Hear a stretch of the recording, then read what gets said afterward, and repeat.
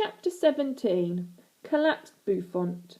And that's why I feel there should be a curfew on all people under 30. Mother was in full flow now, and she smiled as she received a smattering of applause for this comment from the people over 30 in the audience. They should all be in bed by 8 o'clock at the latest.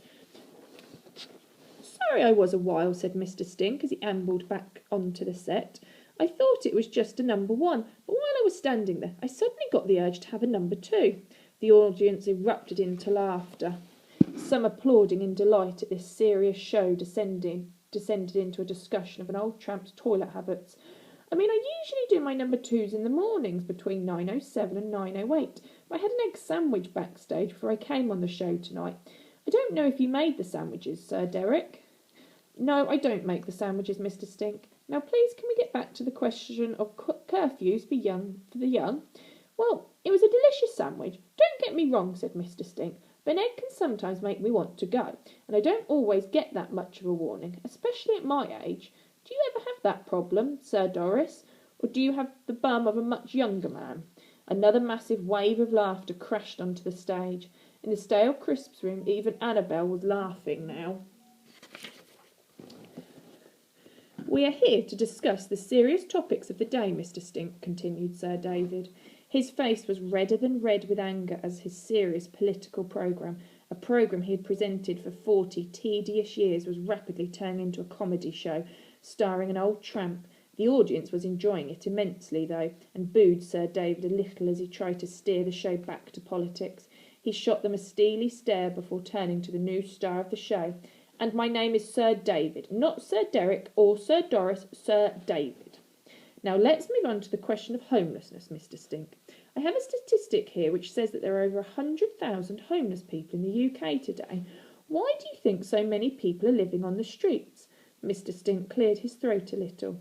Well, if I may be so bold, I would venture that part of the problem stems from the fact that we are seen as statistics rather than people.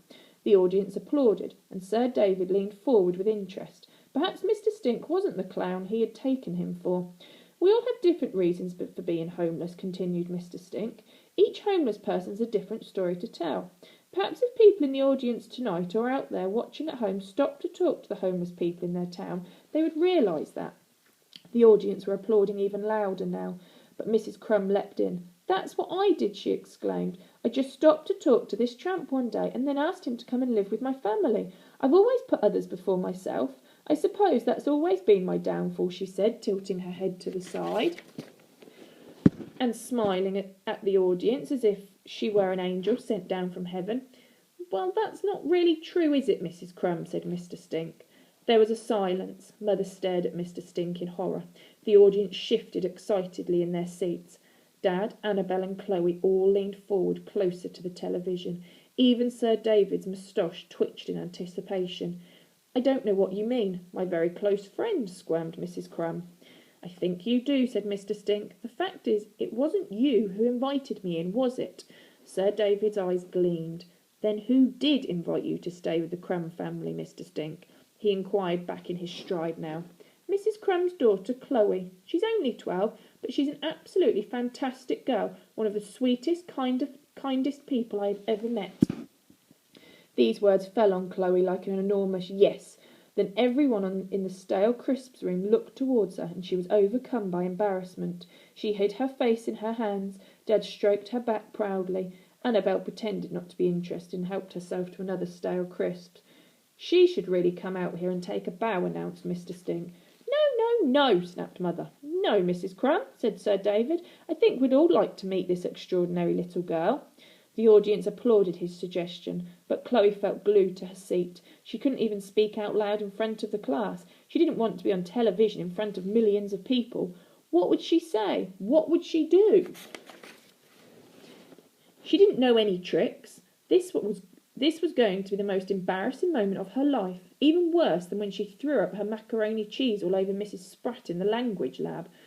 But the applause was getting louder, and eventually Dad took her hand and gently pulled her to her feet. You're feeling shy, aren't you? Whispered Dad. Chloe nodded. Well, you shouldn't. You're a fantastic girl. You should be proud of what you've done. Now come on, enjoy your moment in the limelight. Hand in hand they raced down the corridor towards the set. Just out of sight of the cameras, Dad let her hand go and smiled supportively as she stepped out into the light. The audience applauded wildly. Mr. Stink beamed over her as she tried to beam back. Mother was the only person not applauding, so Chloe's eyes were drawn towards her. Chloe tried to meet her gaze, but Mother turned her head sharply to look the other way. This made Chloe even more uncomfortable, and she tried to do a curtsy, but didn't really know how to, and then ran off the stage back into the safety of the stale crisps room. "What a charming child," said Sir David. He turned to Mother. "Now I have to ask you, Mrs. Crumb, why did you lie? Was it purely to further your own political ambitions?"